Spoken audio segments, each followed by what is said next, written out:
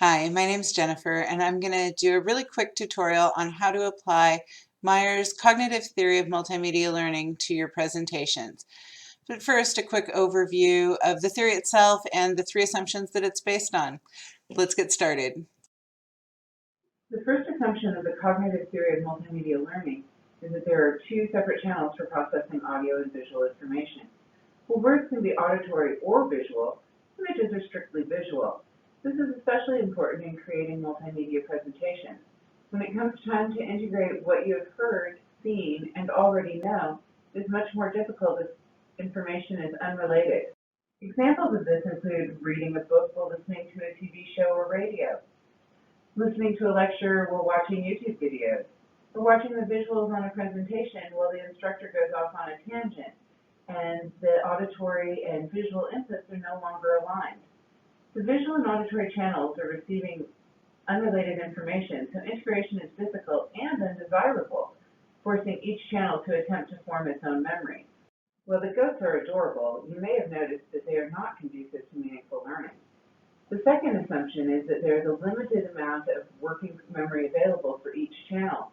This leads to the third assumption of the cognitive theory of multimedia learning, which is active processing. Active processing is where words or images are selected, organized, and integrated with prior knowledge into a whole concept for learning.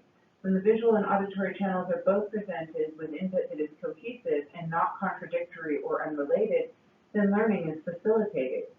When you explain a science experiment while your students are watching goat videos on the screen behind you, or your presented visual information does not go along with your auditory information, your outcomes may not be of the quality you were hoping for. It should be noted that no goats were harmed in the making of this presentation.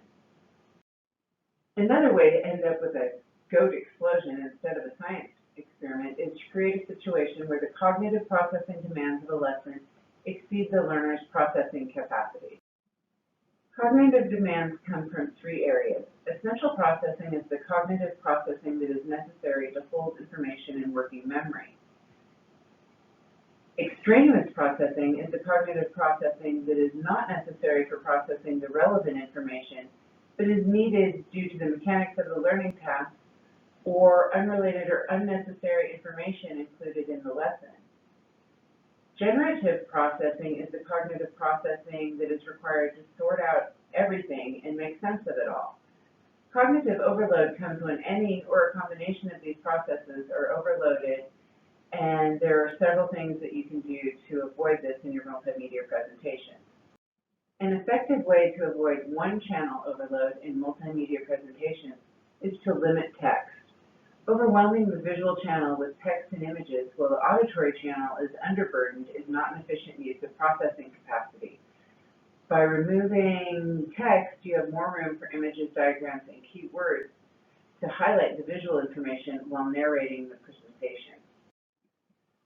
Ways to deal with both channels being overloaded with information processing include breaking multimedia lessons down into segments that the learner can control and pre-training the learner on how the components of the lessons function.